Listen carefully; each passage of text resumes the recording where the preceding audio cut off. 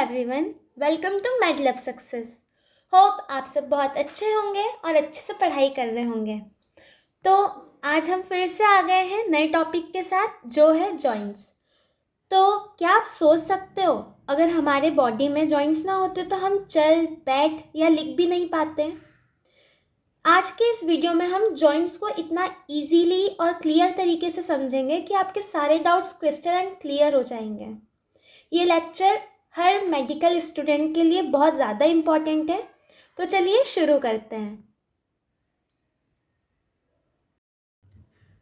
तो सबसे पहले समझते हैं कि जॉइंट होता क्या है। A joint articulation is the side where two or more bones or cartilage meet with or without movement. मतलब जॉइंट या आर्टिकुलेशन वो जगह होती है जहाँ दो या दो से ज़्यादा बोन्स आपस में मिलती है। जॉइंट का मेन काम होता है मूवमेंट देना और स्टेबिलिटी देना और बोन्स को होल्ड करके रखना, जो कि यहाँ पे बताया हुआ है। फंक्शन होता है hold bones together, permit movement and provide stability and flexibility. देखो, जैसे हमारा जो शोल्डर होता है उसका जो जॉइंट है वो हाथ को घुमाने के काम आता है ना। और उसने जोड़ के भी रखा है हमारे हाथों को एक्सियल स्केलेटल सिस्टम से। वैसे ही हमारा जो नी जॉइंट है, घुटने हैं ना, उसकी वजह से हम चल पाते हैं। तो यही भी पता चल गया कि जॉइंट्स जो होते हैं वो बोन्स को जोड़ने का और मूवमेंट करवाने का काम करते हैं। उसके बाद हमने जॉइंट्स को 2 पार्ट्स में क्लासिफाई किया है। On the basis of their structure, मतलब उनका जो स्ट्रक्चर है उसके बेसिस पर एक क्लासिफिकेशन किया है और उनके फंक्शन के बेसिस पे एक क्लासिफिकेशन किया है। अब वन बाय वन हम इन्हें डिटेल में समझेंगे।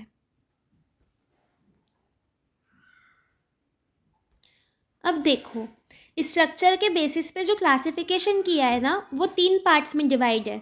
फाइब्रस में, कार्टिलेजिनस जॉइंट और साइनोवियल जॉइंट। देखो, जो फाइब्रस जॉइंट होता है ना, वो मूवमेंट बिल्कुल भी नहीं होने देता है। और जो कार्टिलेजिनस जॉइंट होता है ना, वो थोड़ा बहुत मूवमेंट हो जाने देता है। उसके बाद जो साइनोवियल जॉइंट रहता है वो फ्री मूवमेंट देता है, क्योंकि उसके अंदर साइनोवियल फ्लूइड होता है। तो अब इन्हें और भी डिटेल में अच्छे से समझेंगे। अब जो फाइब्रस जॉइंट होते हैं वो, उनके और भी टाइप्स हैं, जैसे सूचर्स होते हैं, सिंडेस्मोसिस होते हैं और गॉम्फोसिस। जो सूचर्स होते हैं वो स्कल बोन्स के अंदर होते हैं, और ये कोरोनल और सजाइटल सूचर्स, मतलब ये आपने स्कल में देखे होंगे ना, ये सारी बोन्स को, फ्रंटल, पैराइटल वगैरह को जो जोड़ने का काम करती है, बीच में ये जो लाइनिंग रहती है, ये जो इमेज में दिखाई गई है, इन्हें हम सूचर्स बोलते हैं। ये प्रोटेक्शन करते हैं ब्रेन का, और ये बिल्कुल भी मूवमेंट नहीं होने देते हैं या फिर ना के बराबर मूवमेंट होने देते हैं। उसके बाद आ जाता है हमारा सिंडेस्मोसिस जॉइंट, जो कि कनेक्ट रहता है लिगामेंट के थ्रू। और इसमें मतलब टिबिया और फिब्यूला, हमारी जो जॉइंट रहती है उनके बीच में लिगामेंट से वो जॉइंट रहती है, तो वो भी मूवमेंट नहीं देता है। तो ये भी एक एग्जाम्पल है हमारे फाइब्रस जॉइंट का। जैसा कि यहाँ भी डेफिनेशन दी है, fibrous joint where bones are connected by the strong ligament or a broad membrane. मतलब सिंडेस्मोसिस वो जॉइंट होता है जो कि स्ट्रॉन्ग लिगामेंट के थ्रू जुड़ा हुआ रहता है और बहुत कम मूवमेंट होता है उनके बीच में, जैसे हमारा टिबिया और फिब्यूला। या फिर हमारा अल्ना या रेडियस, जैसे कि इस इमेज में बताया गया है कि ये अल्ना और रेडियस जुड़ी हुई है दोनों सिंडेस्मोसिस जॉइंट के थ्रू।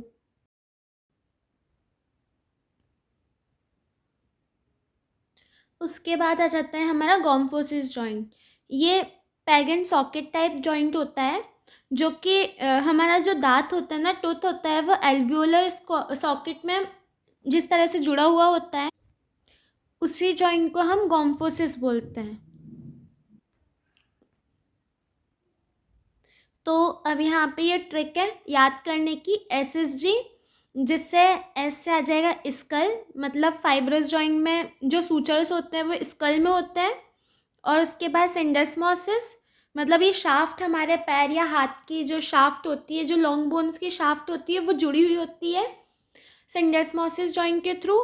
तो इस एस से एक एस से स्कल आ जाएगा, फिर शाफ्ट आ जाएगा, और जी से गम। गम से आप वो टूथ और सॉकेट वाला जॉइंट समझ सकते हो जो कि गोम्फोसिस था। तो यही सूचर, सिंडेस्मोसिस और गोम्फोसिस, इनके एग्जाम्पल स्कल, शाफ्ट और गम।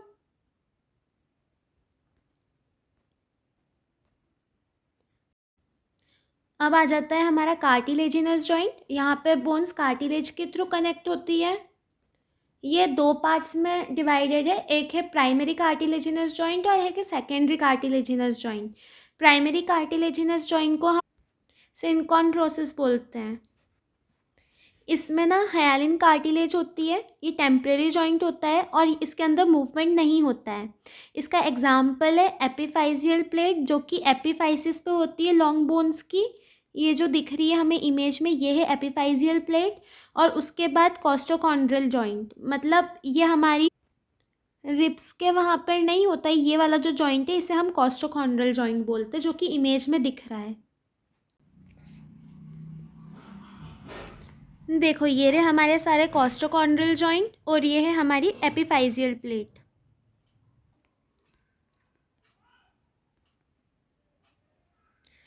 उसके बाद आ जाता है हमारा सेकेंडरी कार्टिलेजिनस जॉइंट, जिसे हम सिम्फाइसिस बोलते हैं। ये फिब्रो कार्टिलेज से मिलके बना हुआ होता है, इसके अंदर स्लाइटली मूवमेंट होता है। एग्जाम्पल है प्यूबिक सिम्फाइसिस, ये दोनों प्यूबिक बोन्स को जॉइन करने का काम करता है, यहाँ पे होता है। और एक है इंटरवर्टिब्रल डिस्क, मतलब दो वर्टिब्रे के बीच में जो होता है जॉइंट, उसे इंटरवर्टिब्रल डिस्क बोलते हैं हम। ये दिख रही है हमारी दो बोन्स जॉइंट है हमारी, प्यूबिक सिम्फाइसिस और ये इंटरवर्टिब्रल डिस्क। तो देखो ये मेमोरी ट्रैक है, जो हमारा प्राइमरी कार्टिलेजिनस जॉइंट था ना, वो ग्रोथ करवाने का काम कर रहा था। जैसे एपिफाइजियल प्लेट थी ये हमारी, तो ये हमारी बोन को ग्रोथ देने में काम आती है ना। और जो सेकेंडरी था ना हमारा सेकेंडरी कार्टिलेजिनस जॉइंट, वो कार्टिलेज मतलब फिब्रो कार्टिलेज से मिलके बना हुआ था, जो कि शॉक एब्जॉर्बर के काम आता है। उसके बाद आ जाते हैं हम मेन जॉइंट, जो कि है साइनोवियल जॉइंट। ये बॉडी का सबसे कॉमन और फ्रीली मूवेबल जॉइंट होता है। इसके अंदर जॉइंट कैविटी प्रेजेंट होती है, ये फ्री मूवमेंट देता है और ये सबसे ज़्यादा कॉमन जॉइंट है। और इसके अंदर साइनोवियल फ्लूइड भरा हुआ होता है। देखो यहाँ इमेज भी दी गई है कि हिप जॉइंट होता है, जो कि हमारा बॉल एंड सॉकेट जॉइंट होता है। उसके बाद रिस्ट की बोन्स के बीच में कॉन्डिलॉइड जॉइंट होता है, जो कि रेडियस और कार्पल्स के बीच में होता है। और पैरों की टार्सल्स और मेटाटार्सल्स होती है, उनके बीच में प्लेन जॉइंट होता है। और सैडल जॉइंट होता है, हमारी अंगूठे वाली जो बोन नहीं होती है, जो कि फर्स्ट मेटाकार्पल बोन होती है, उनके बीच में ये वाला जॉइंट, जिसे हम सैडल जॉइंट बोलते हैं। उसके बाद हमारी जो एल्बो होती है कोहनी, उसके बीच में हिंज जॉइंट होता है ये वाला। और फिर पाइवट जॉइंट आ जाता है, जो कि हमारी नेक वाले पोर्शन में होता है, between C1 and C2 of vertebrae के बीच में, ये वाला जॉइंट। और इस डायग्राम में, इस पूरे डायग्राम में जितने भी जॉइंट्स बताए हुए हैं, इन सबको अब हमें डिटेल में समझना है।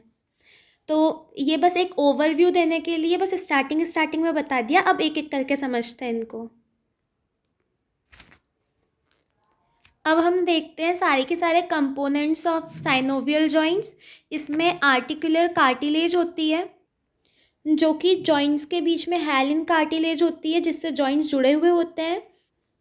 उसके बाद जो जॉइंट कैविटी रहती है वो साइनोवियल फ्लूइड से भरी हुई होती है पूरी। और साइनोवियल मेम्ब्रेन होती है, वो सिक्रीट करती है साइनोवियल फ्लूइड को। उसके बाद फाइब्रस कैप्सूल होता है, जो कि आउटर कवरिंग होती है जॉइंट की। उसके बाद लिगामेंट होते हैं, जो कि जॉइंट को स्ट्रेंथ देते हैं। अब देखो इसमें, इस इमेज में दिख रहा है पूरा, जो कि ये आर्टिकुलर कार्टिलेज है इन दोनों जॉइंट्स के बीच में, जो हाइलिन कार्टिलेज होती है इनके बीच की। ये दोनों बोन्स है जो कि जुड़ी हुई है आपस में। और ये ऊपर जो है ये है साइनोवियल मेम्ब्रेन, जो कि साइनोवियल फ्लूइड को सिक्रीट करेगी। उसके बाद ये है आर्टिकुलर कैप्सूल, जो कि इसको मतलब कवर करने का काम कर रहा है। उसके बाद ये है जॉइंट कैविटी, ये पूरी की पूरी जॉइंट कैविटी जिसके अंदर हमारा साइनोवियल फ्लूइड भरा हुआ है पूरा, जो कि मूवमेंट ईजी करवाता है, मतलब फ्रीली मूवमेंट करवाता है। तो ये पूरा स्ट्रक्चर होता है हमारा कोई सा भी साइनोवियल जॉइंट हो उसका। और जो हमारा साइनोवियल फ्लूइड होता है ना जॉइंट के बीच में, वो ल्यूब्रिकेशन के काम आता है और न्यूट्रिशन देता है और फ्रिक्शन को कम करता है, इसीलिए साइनोवियल फ्लूइड की भी इम्पोर्टेंस होती है। अब देखो, जो पिछला जॉइंट बताया था वैसे हर टाइप के साइनोवियल जॉइंट्स होते हैं, लेकिन कुछ एडिशनल स्ट्रक्चर्स भी होते हैं अलग अलग जगह के हिसाब से, उनके अलग अलग काम के हिसाब से। जैसे मेनिन्सी होता है हमारे घुटनों में, नी जॉइंट में। उसके बाद लेब्रम होता है हमारे शोल्डर और हिप जॉइंट में। और बर्सा होता है रेड्यूस फ्रिक्शन करने के लिए। तो ये जो अलग अलग स्ट्रक्चर्स हैं इनके अलग अलग फंक्शन के बेसिस पर, मतलब अलग अलग प्लेस पर इन्हें रखा गया है। देखो, इस इमेज में दिख रहा है बर्सा, जो कि फ्रिक्शन को रेड्यूस करने के काम आता है। ये दिख रहा है हमारे शोल्डर जॉइंट में लेब्रम, जिसने जोड़ने का काम किया है। और ये दिख रहा है हमारा मेनिस्कस, ये नी जॉइंट के अंदर। Again here the function of synovial fluid, जो कि ल्यूब्रिकेशन कम करता है, कार्टिलेज को न्यूट्रिशन देता है और शॉक को एब्जॉर्ब करता है। नाउ हम बात करेंगे टाइप्स ऑफ साइनोवियल जॉइंट की विद देयर एग्जांपल्स। तो सबसे पहला है हमारा प्लेन जॉइंट, जिसे हम ग्लाइडिंग जॉइंट भी बोलते हैं। ये फ्लैट आर्टिकुलर सरफेस पे होता है, मतलब ऐसी फ्लैट सरफेस होनी चाहिए बॉक्स जैसी, और इसमें थोड़ा बहुत स्मॉल सा मूवमेंट होता है। ये हमारे इंटरकार्पल्स के बीच में होता है। ये जो हमारे इंटरकार्पल्स होती है ना, ये थोड़ी सी स्क्वायर स्क्वायर शेप, मतलब इनका फ्लैट होता है, मतलब जो शेप होता है ना जहाँ पे ये जुड़ी हुई होती है वो फ्लैट फ्लैट सा होता है, तो उसी को ही हम ग्लाइडिंग बोलते हैं। तो प्लेन ग्लाइडिंग जॉइंट हमारा फर्स्ट एग्जाम्पल हो गया, मतलब फर्स्ट साइनोवियल जॉइंट हो गया जिसके अंदर साइनोवियल फ्लूइड प्रेजेंट होता है। Again here is image of synovial मतलब प्लेन ग्लाइडिंग जॉइंट की। नाउ हम समझेंगे सेकंड है हमारा हिंज जॉइंट। हिंज जॉइंट का मूवमेंट सिर्फ एक डायरेक्शन में होता है, movement in one plane, flexion या एक्सटेंशन में। जैसे कि हिंज मतलब हमारा दरवाजे का मूवमेंट नहीं होता है, मतलब वो बस खुलता है और लगता है, वो ऊपर नीचे कहीं और नहीं होता है। तो मतलब एक डायरेक्शन में जो मूवमेंट होता है आगे या पीछे हो सकता है, उसे ही हम हिंज जॉइंट बोलते हैं। ये एल्बो, नी और एंकल में होता है। ये कुछ इस टाइप का होता है। And here are the images of ankle joint, knee joint and elbow joint. उसके बाद आ जाते हैं हम हमारे पाइवट जॉइंट पे। ये रोटेशनल मूवमेंट देता है। एटलेंटो एक्सियल जॉइंट इसका एग्जाम्पल है। प्रॉक्सिमल रेडियोलनर जॉइंट है, मतलब जो एटलस और एक्सिस होती है ना उसके बीच का जॉइंट पाइवट जॉइंट होता है। ये इस टाइप का जो कि सर्कुलर मूवमेंट देता है, रोटेशनल वाला। ये रहा हमारा नेक में एटलेंटो एक्सियल जॉइंट।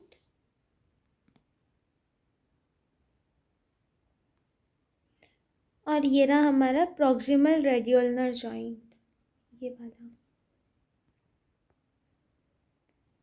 फिर आ जाता है हमारा कॉन्डिलॉइड इलिप्सॉइड जॉइंट, जो कि दो प्लेन में मूवमेंट देता है। यहाँ पे आ जाती है हमारे रिस्ट जॉइंट और मेटाकार्पोफेरेंजियल जॉइंट। ये रही हमारी रिस्ट जॉइंट की इमेज। और ये मेटाकार्पल जॉइंट, मतलब मेटाकार्पल्स और ये फेलेंजियल के बीच में जो जॉइंट है ये वाला जॉइंट, मतलब ये मेटाकार्पल्स और फेलेंजियल्स के बीच का जॉइंट, जिसे हम बोलते हैं मेटाकार्पोफेरेंजियल जॉइंट। उसके बाद आ जाता है हमारा सैडल जॉइंट, जो कि सैडल शेप में इसकी आर्टिकुलर सरफेस रहती है। और इसका एग्जाम्पल है फर्स्ट कार्पोमेटाकार्पल जॉइंट, मतलब थंब वाला जो जॉइंट नहीं होता, फर्स्ट कार्पोमेटाकार्पल, वो वाला जॉइंट होता है हमारा सैडल जॉइंट। और सैडल जॉइंट जो रहता है ना, वो अपोजिशन मूवमेंट करवाता है थंब का। और ये रही हमारी फर्स्ट कार्पोमेटाकार्पल जॉइंट की इमेज। ये रहा हमारा थंब, और ये फर्स्ट मेटाकार्पल एंड ये carpal. Now the last but not the least joint is ball and socket joint. ये जॉइंट बॉल और सॉकेट जैसा होता है, जैसे बॉल फिट होती है किसी सॉकेट में। ये फ्री रोटेशन देता है हर डायरेक्शन में। इसका एग्जाम्पल है शोल्डर जॉइंट और हिप जॉइंट। जैसा कि इमेज में हमें दिख रहा है, ये रहा हमारा शोल्डर जॉइंट, ये हमें बॉल जैसा दिख रहा है थोड़ा, और ये सॉकेट जैसा। वैसे ही हिप जॉइंट में ये बॉल जैसा और सॉकेट जैसा, तो बॉल एंड सॉकेट जॉइंट। अब हम बात करेंगे उन जॉइंट्स की जिसे हमने फंक्शनल बेसिस पर क्लासिफाई किया था। तो इन्हें हम 3 बेसिस में क्लासिफाई कर रहे हैं। एक तो वो जॉइंट जो कि मूव ही नहीं हो सकते हैं, इमूवेबल है, जिन्हें हम बोलते हैं सिनएरिथ्रोसिस, है ना। उसके बाद वो जॉइंट्स जो कि थोड़े बहुत मूव करते हैं, मतलब स्लाइटली मूवेबल है, जिन्हें हम बोलते हैं एम्फिएरिथ्रोसिस। उसके बाद आ जाते हैं वो वाले जॉइंट्स जो कि फ्रीली मूवेबल है, मतलब बहुत ज़्यादा मूवमेंट देते हैं, वो डायरेथ्रोसिस। तो हमने जॉइंट्स को उनके काम के बेसिस पे 3 पार्ट्स में डिवाइड किया। एक तो जो मूव ही नहीं करते हैं, जो थोड़ा बहुत मूव करते हैं, और जो फ्रीली मूवेबल है ना। तो देखो, जो सिनएरिथ्रोसिस है, जो कि इमूवेबल है, बिल्कुल भी मूवमेंट नहीं देते हैं, उनका जो स्ट्रक्चर होता है वो फाइब्रस का होता है। और इनका एग्जाम्पल है स्कल, जो कि स्कल के अंदर जो सूचर्स होते हैं ना, वो फाइब्रस के बने हुए होते हैं, जिन्हें हम सिनएरिथ्रोसिस का एग्जाम्पल बोलते हैं।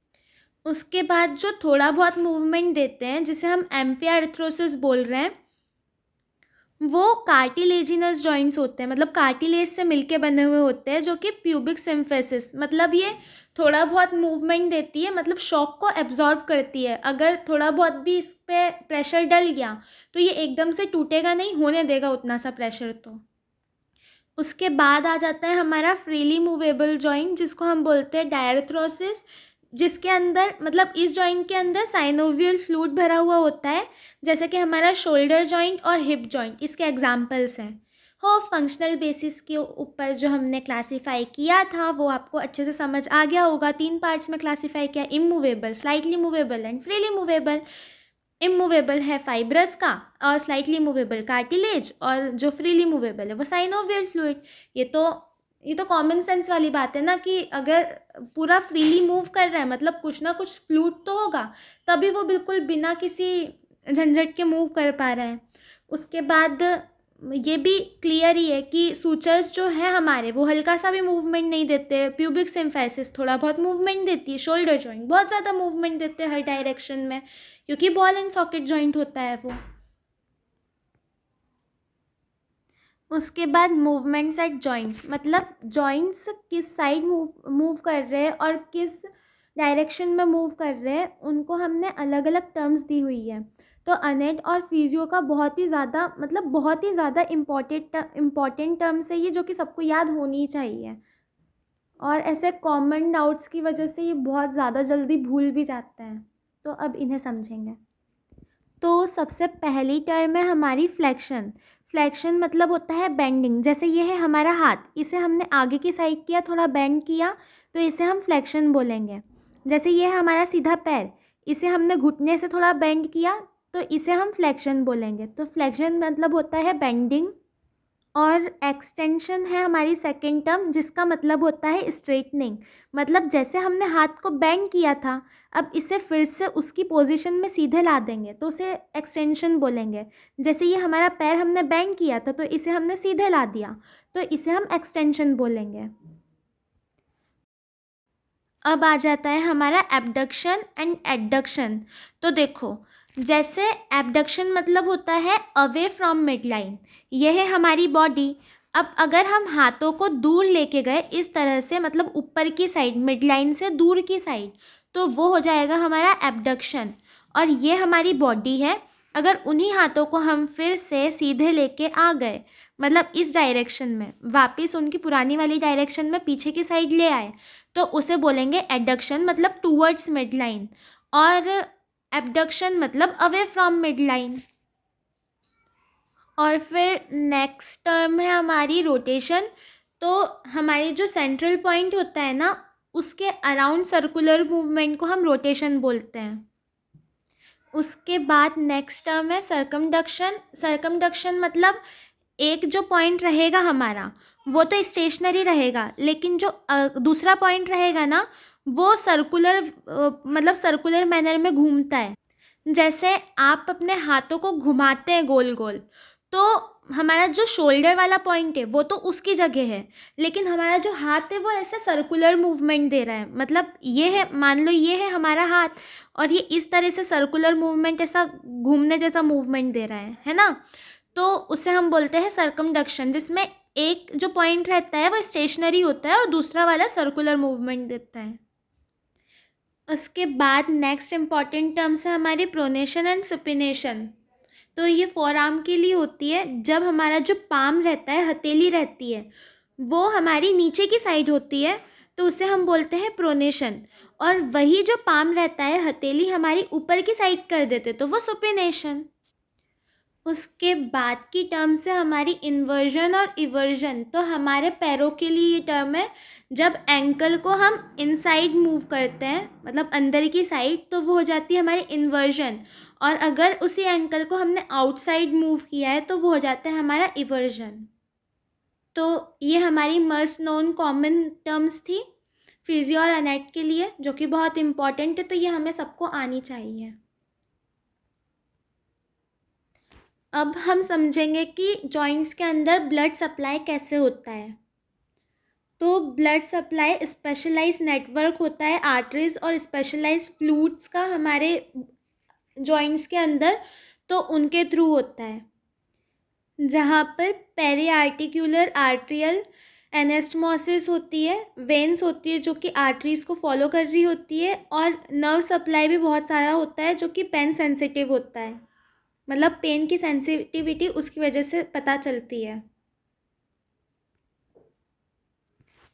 उसके बाद नर्व सप्लाई का एक एनाटॉमिकल प्रिंसिपल है जिसे हम हिल्टन्स लॉ बोलते हैं, जो कहता है nerve supplying the muscle that move a joint also supply the skin overlying those muscle and the joints. मतलब जो नर्व्स जॉइंट को, मतलब जो नर्व्स जॉइंट में है, मतलब जो नर्व्स ब्लड जॉइंट में पहुंचा रही है, वही हमारी मसल्स में भी पहुंचाएगी, वही हमारी उस जॉइंट की स्किन में भी पहुंचाएगी। उसके बाद हमारे कुछ कॉमन डिसऑर्डर्स जो कि हमारे जॉइंट से रिलेटेड हैं, जिसमें सबसे पहला डिसऑर्डर और सबसे कॉमन डिसऑर्डर होता है अर्थराइटिस, जो कि जॉइंट्स के इन्फ्लामेशन को बोलते हैं हम, जिसमें रूमेटॉइड अर्थराइटिस भी आता है। उसके बाद आता है डिसलोकेशन, मतलब हमारी डिस्प्लेसमेंट हो जाता है हमारे जॉइंट का, मतलब हमारी बोन्स का जॉइंट से।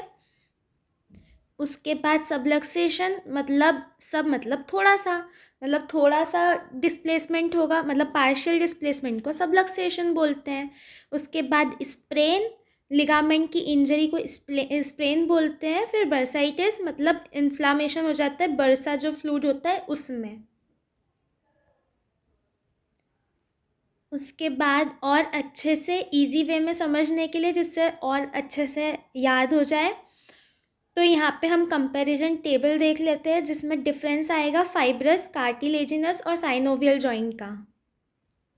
तो देखो, जो फाइब्रस जॉइंट होता है ना, उसके अंदर जॉइंट कैविटी अब्सेंट होती है, कार्टिलेजिनस जॉइंट में भी अब्सेंट होती है, लेकिन साइनोवियल जॉइंट में प्रेजेंट रहती है। क्योंकि वो जो जॉइंट कैविटी रहती है ना, उसके अंदर साइनोवियल फ्लूइड भरा हुआ रहता है। उसके बाद जो फाइब्रस जॉइंट रहता है उसका मूवमेंट नील रहता है, मतलब कुछ मूवमेंट नहीं करता है। कार्टिलेजिनस जॉइंट स्लाइटली मूवमेंट करता है, मतलब थोड़ा सा मूवमेंट करता है। और जो साइनोवियल जॉइंट रहता है ना, वो फ्रीली मूवमेंट करता है। उसके बाद जो कार्टिलेजिनस जॉइंट है हमारा, मतलब जो हमारा फाइब्रस जॉइंट है, उसके अंदर कार्टिलेज नहीं होती है। जैसे हमारे सूचर्स, वो मूवमेंट भी नहीं करते हैं और उनके अंदर कार्टिलेज भी नहीं होती है। उसके बाद कार्टिलेजिनस जॉइंट, नाम से ही पता चल रहा है कि उसके अंदर कार्टिलेज होती है। हमारे नोज ईयर है ना। और उसके बाद साइनोवियल जॉइंट, ऑब्वियस है कि फ्री मूवमेंट दे ही रहा है, तो उसके अंदर आर्टिकुलर कार्टिलेज होती है। उसके बाद एग्जाम्पल्स दिए हैं। फाइब्रस जॉइंट का एग्जाम्पल है स्कल, और कार्टिलेजिनस जॉइंट का एग्जाम्पल है प्यूबिक सिम्फाइसिस, और साइनोवियल जॉइंट का एग्जाम्पल है नी, घुटने।